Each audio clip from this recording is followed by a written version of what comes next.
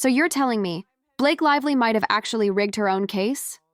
That's what people are saying online right now, and it's blowing up everywhere. Hey guys, welcome back to the channel. Today, we break down one of the wildest celebrity courtroom stories going viral, Blake Lively. Yes, the Hollywood icon known for her class, grace, and that picture-perfect image is suddenly right in the middle of some serious allegations of case manipulation. The fans are calling it shady. Insiders are calling it strategic. And the truth? It's messy, guys, really messy. Let's be clear before we get into the full breakdown. Blake hasn't been proven guilty of anything.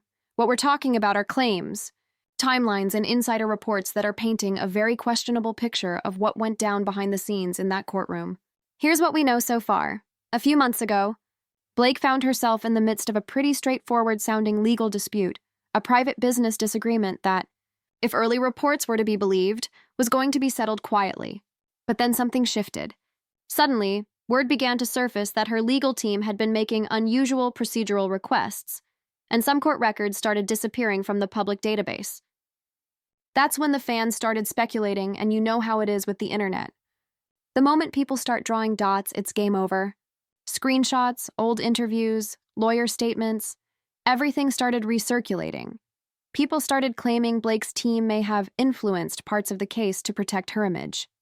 Now, I want to pause here because this is where things get complicated. When you're a celebrity of Blake's level, every legal move gets analyzed and twisted and reinterpreted. Sometimes it's genuine legal strategy. Other times, it looks like power at play. And this is where the term rigged case started trending. Fans pointed out that one of the opposing witnesses who was supposed to testify suddenly withdrew. No explanation, no statement, just vanished from the list. Another person involved reportedly received a confidential settlement, and after that, they stopped commenting publicly. Coincidence? Maybe, but it raised eyebrows. Insiders claiming to be close to the situation described to tabloids how Blake's team had been working day and night to make sure the case did not tarnish her image, particularly with projects lined up ahead. Think about it. When you're not just an actress but a brand, you have everything to lose if your reputation takes a hit. But what really raised suspicions was the timing.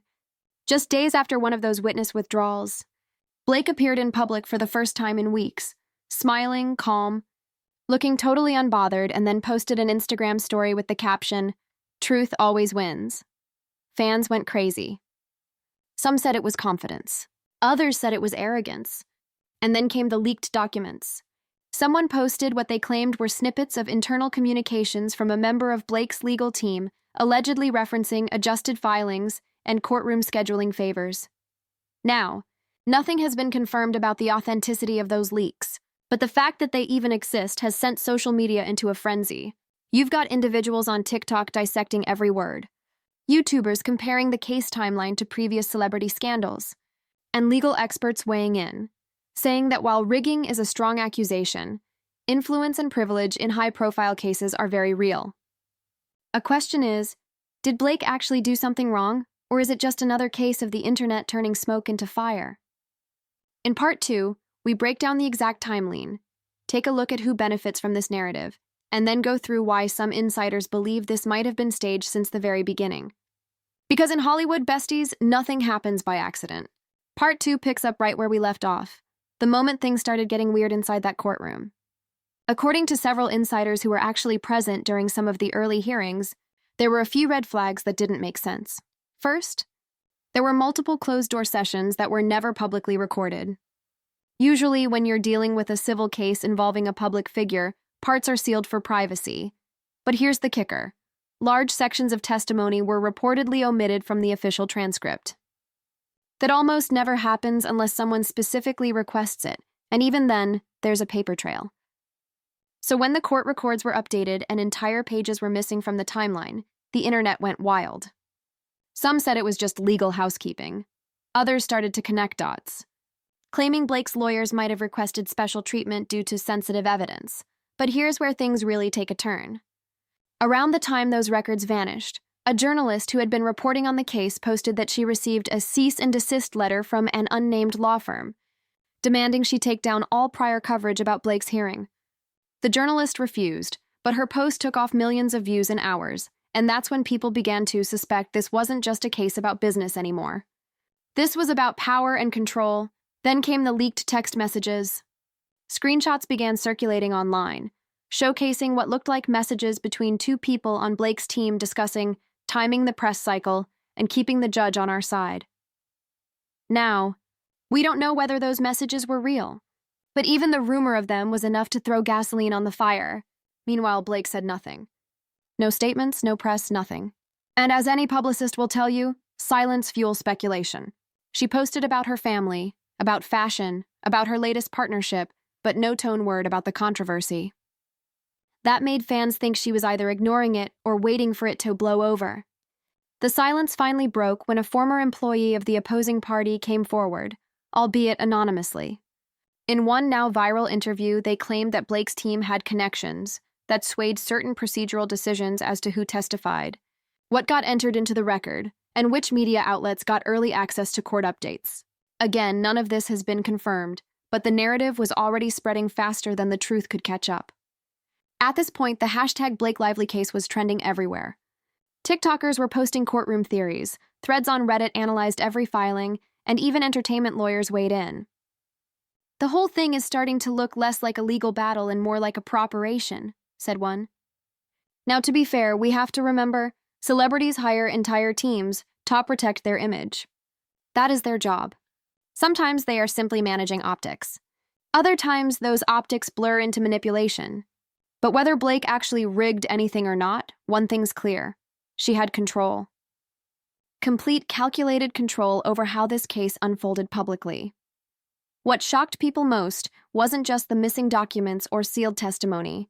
It was the timing of the judge's final decision. The ruling came down earlier than anyone expected. Some journalists reported that certain arguments hadn't even been fully presented yet. The court suddenly announced the decision as resolved, and within hours, the official statement from Blake's team hit the press, perfectly worded, flawlessly timed. They called it a fair and just outcome, but to a lot of people it felt way too clean, too rehearsed, too convenient. Within 24 hours, experts in the law were pointing out the inconsistencies in the paperwork. One said a critical motion had been filed and approved on the same day, which usually takes weeks. Another said parts of the ruling looked almost like they'd been pre-drafted. So the question isn't if the case was rigged, but how deep the influence really went. Was it about pulling strings? Was it a case of media manipulation? Or did Blake's team simply outsmart the system in some way that looks suspicious but isn't technically illegal? Because here's the thing. In Hollywood, power isn't about who's right. It's about who controls the story. And Blake, whether you love her or hate her, knows how to manage a narrative. But the real twist comes next. Because just when people thought the case was over and done, something happened that fired up everything again.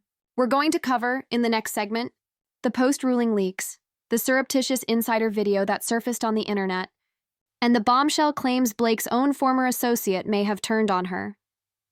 Because if these new allegations are true, this story is far from over. It's just getting started. Begins where the internet completely lost it, right after the court's decision. Everyone thought it was all over. Blake's team released their calm, confident statement. Her fans took to social media to congratulate her, and mainstream outlets moved on. Behind the scenes, however, it was another story entirely. Just 3 days later, a new clip surfaced online, allegedly from someone who worked inside the legal office that handled part of the case. The video wasn't long, maybe 30 seconds, but it showed what looked like a staff meeting, where people were discussing revisions to certain documents. You could hear someone in the background saying, "Make sure it matches the final ruling." The voice wasn't clear, and the video quality was grainy, but fans were convinced it was real. In a matter of hours, the clip went viral. Twitter, TikTok, and Reddit were flooded with side-by-side analyses comparing that audio to known voices from Blake's legal team. Then came the real shocker. An anonymous email to multiple gossip outlets claimed a former associate of Blake's PR team was the one who leaked that clip. The email claimed that person had been silenced with a non-disclosure agreement months before the trial, but after the ruling, they decided to go rogue. They supposedly wanted to show the world how Hollywood wins in court, not with evidence, but with power. Now, let's be clear. None of this has been confirmed, but it didn't matter. The story was on fire. Every entertainment outlet picked it up. Headlines like Blake Lively caught in court leak scandal and insider exposes secret legal fix exploded across social media. Even mainstream news channels started mentioning it, saying that Hollywood privilege might have played a role in the case's outcome. Meanwhile, Blake remained silent again, a silence that continued to give more fuel to suspicions. Her husband, Ryan Reynolds, was seen at an event looking tense when a reporter asked him about the situation. He brushed it off with a tight smile, saying, "We didn't talk about rumors." That clip went viral too. But here's where things took another dramatic turn. A week later, a new set of screenshots made their way online. This time messages allegedly between one of Blake's attorneys and a PR strategist. In the messages, the strategist said, "We'll handle the press before the papers hit. Keep her clean." Again, authenticity couldn't be verified, but that didn't stop people from believing it. At this point, legal commentators began calling this case a masterclass in narrative control. As one lawyer noted on TikTok, even if none of these leaks are real, the fact that Blake's team refuses to comment gives the illusion of guilt. Silence can protect you legally, but destroy you publicly. And that's the dilemma Blake seemed to be facing: protect her legal record or her public image. She chose silence. Then, something unexpected happened. The court itself released a clarification statement saying that no impropriety was found during the proceedings. That should have ended it, but fans noticed one key detail. The clarification didn't deny that certain hearings were sealed or that procedural exceptions were made. It only said that the case followed standard legal process. That phrasing set the internet alight once more.